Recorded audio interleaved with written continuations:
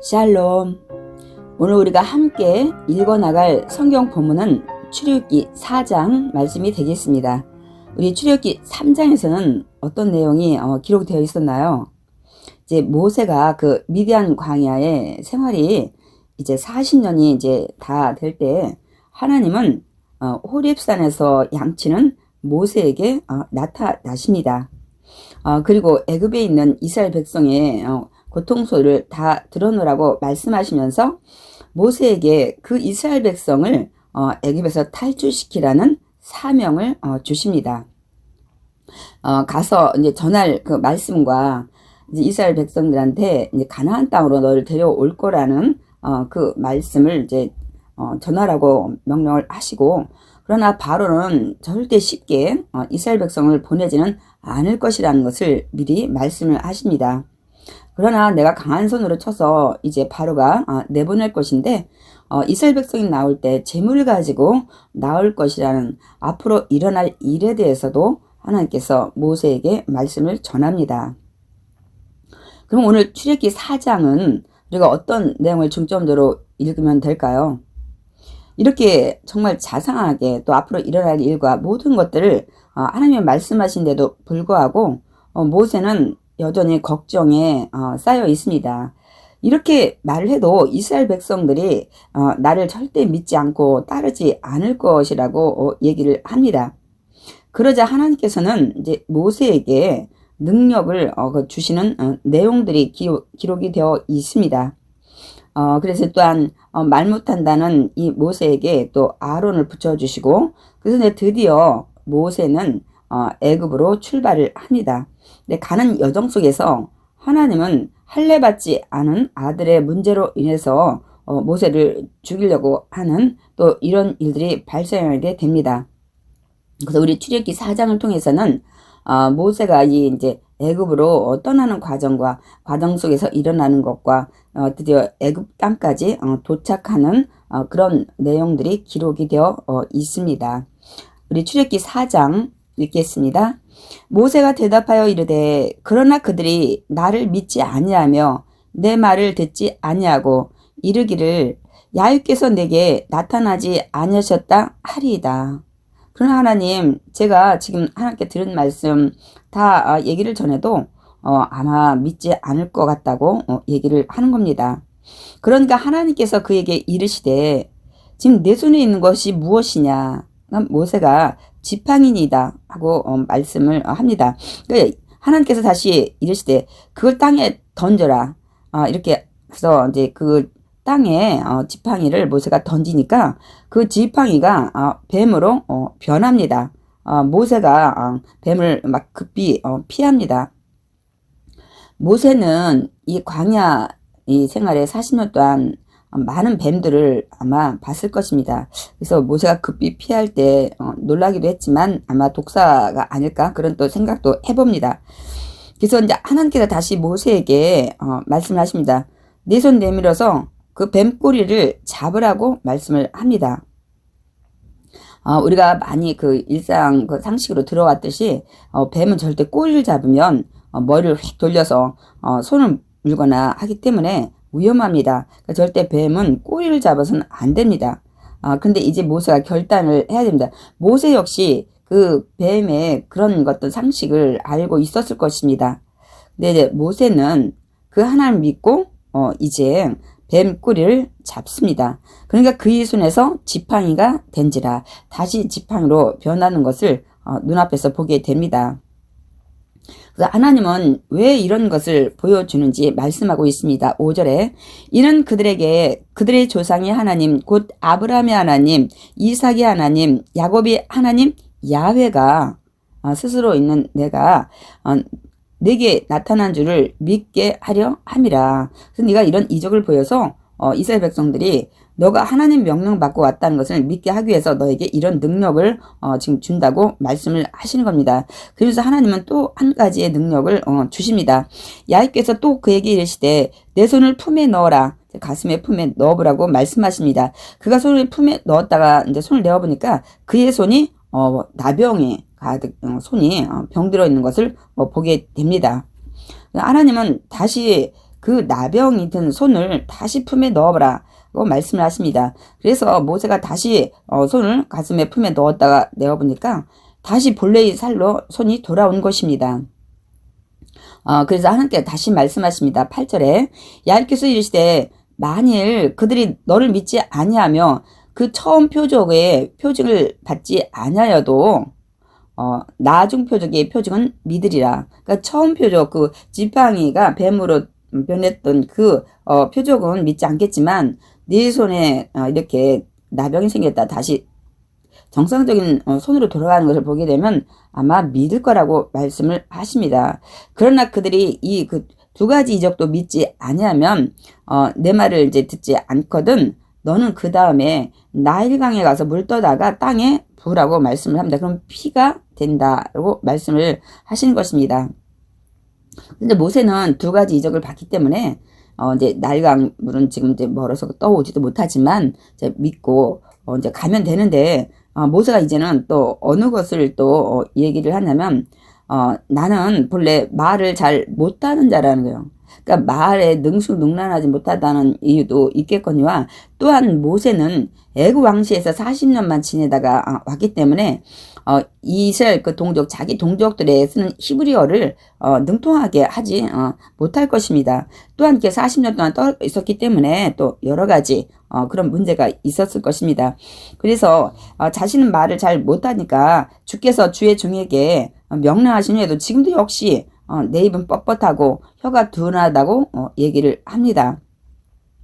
그러니까 하나님께서는 모세에게 다시 말씀합니다. 누가 사람의 입을 지었느냐?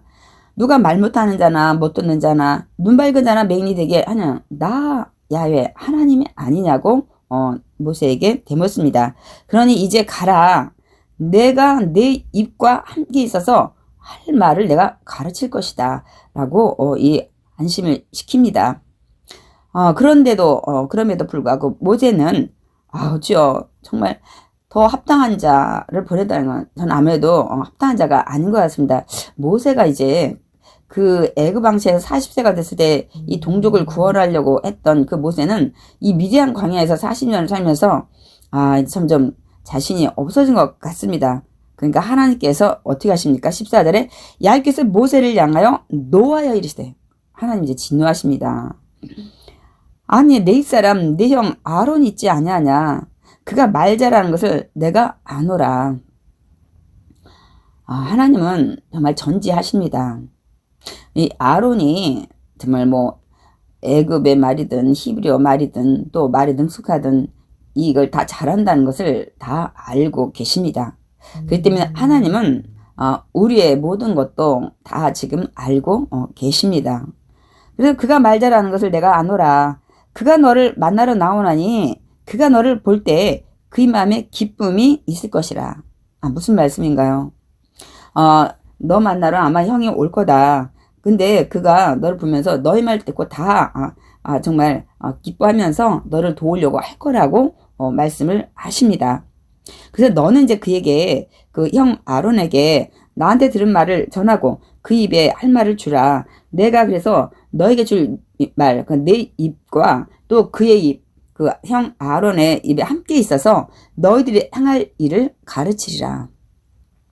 그래서 우리가 하나님과 늘 함께 됩니다. 그럼 하나님께서는 우리가 해야 될 말을 다 지혜를 주십니다. 그러면서 16절에 그가 너를 대신하여 백성에게 말할 것이니 그는 내 입을 대신할 것이요 너는 그에게 하나님같이 되리라. 그래서 형 아론이 다 얘기할 것이고 이제 그 형 아론은 내가 말하는 것을 그대로 전하기 때문에 너는 하나님한테 그 말을 듣고 형한테 한다는 것을 아론이 알고 너를 하나님같이 생각할 거라고 얘기를 합니다. 그리고 너는 이 지팡이 지금 기적을 이뤘던 이 지팡이 손에 잡고 이것으로 이적을 행할지니라. 이 지팡이 가져가서 뭐 뱀을 만들든지 이렇게 하나님 능력 주실 때 사용하라고 얘기를 하는 것입니다. 여러분 이 지팡이 사실 모세가 그냥 뭐 양치는데 들고 다녔고 자기 몸을 또 의지하는데 썼던 허름한 지팡이입니다. 그러나 하나님의 능력이 임하면 이렇게 이적을 나타낼 수 있는 능력의 지팡이로 변합니다. 근데 우리는 또 그 다윗이 이 골리앗 앞에서 이 물맷돌 정말 하나님의 야훼 이름으로 나갈 때 하나님의 능력이 함께 갈 때 이 골리앗을 물리쳤던 것을 우리가 또 알 수 있습니다. 그러므로 비록 우리가 가진 것들이 허름하고 또 빈약하고 보잘것 없을지라도 하나님 함께 하시면 우리도 큰 능력을 나타낼 수 있습니다. 그래서 이제 드디어 모세는 이제 장인에게 돌아가서 얘기를 하고 떠나는 것을 볼 수 있습니다. 18절 모세가 그의 장인 이드로에게로 돌아가서 그에게 이르되 내가 애굽에 있는 내 형제들에게로 돌아가서 그들이 아직 살아있는지를 알아보려 하오니 나로 가게 하소서. 그러니까 모세는 돌아가서 하나님 만났다는 또 이 사명에 대해서는 얘기하지 않습니다. 그리고 이제 이드로 장인에게 그냥 애굽에 있는 형제들이 잘 있는지 안부를 보고 오겠다고 얘기를 합니다. 이드로가 모세에게 이제 다녀오라고 허락을 합니다. 19절 그래서 그때 이제 준비를 하고 있을 때 하나님께서는 재촉을 하십니다. 미디안에서 모세에게 이르시되 애굽으로 빨리 돌아가라는 거예요. 가라는 겁니다. 내 목숨을 노리던 자가 다 죽었느니라.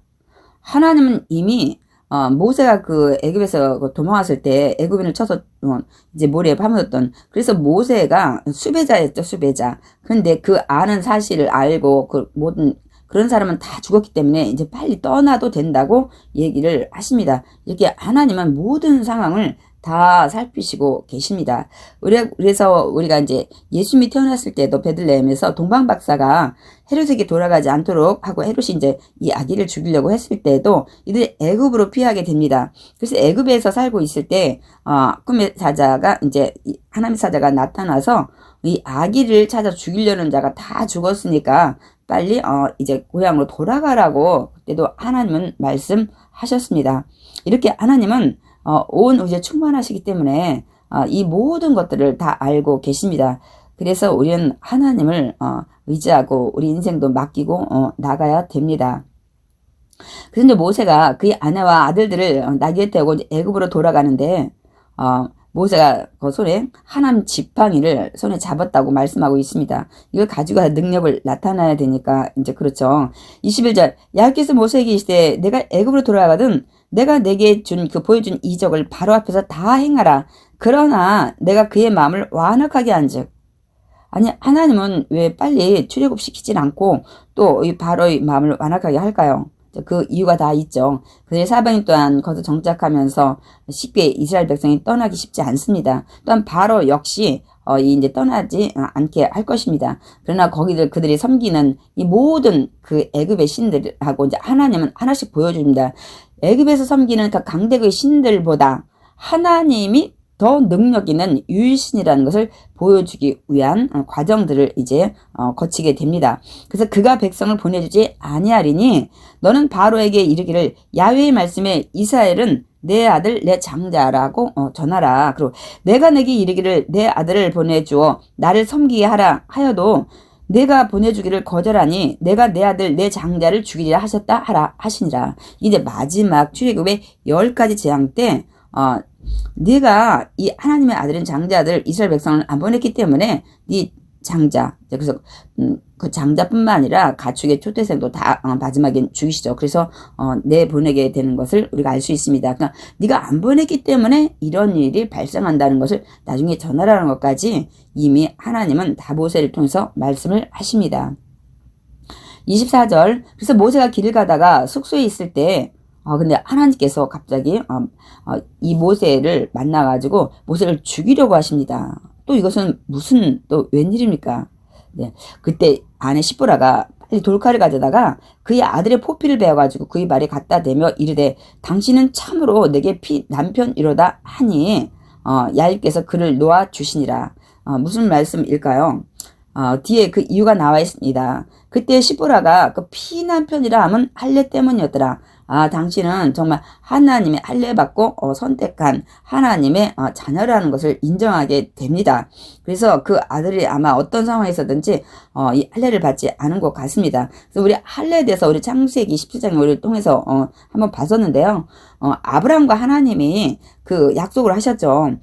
네 몸에서 날 자가 네 후손이 될 거라고 했는데 아브라함은 그 언약을 깨고 이 애굽의 그 사라의 여종인 하갈을 통해서 이스마엘을 낳게 됩니다. 그래서 하나님은 찾아오셔서 이제 그 할례를 통해서 너는 육신이 이제 죽었다는 그 의식을 치르게 합니다. 그래서 이제는 다시 하나님으로 함께 동행하는 이 삶의 의식을 치르게 하고 언약을 통해서 할례 받은 자만이 내 백성이 될 것이라고 말씀을 하십니다.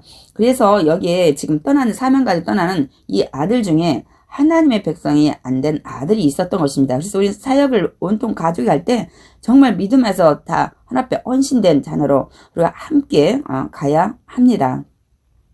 그런데 27절에 야훼께서 아론에게 이르시되 이제 또 하나님은 아론에게 나타나셔서 광야에 가라. 그럼 모세를 맞으라. 이제 모세가 지금 오고 있다고 얘기를 하는 겁니다. 하심에 그가 가서 하나님의 산에서 모세를 만나 그에게 입맞추니 아직 그 광야를 다 떠나지 못한 상황에서 지금 오는 이 모세를 먼저 아론이 가서 만납니다.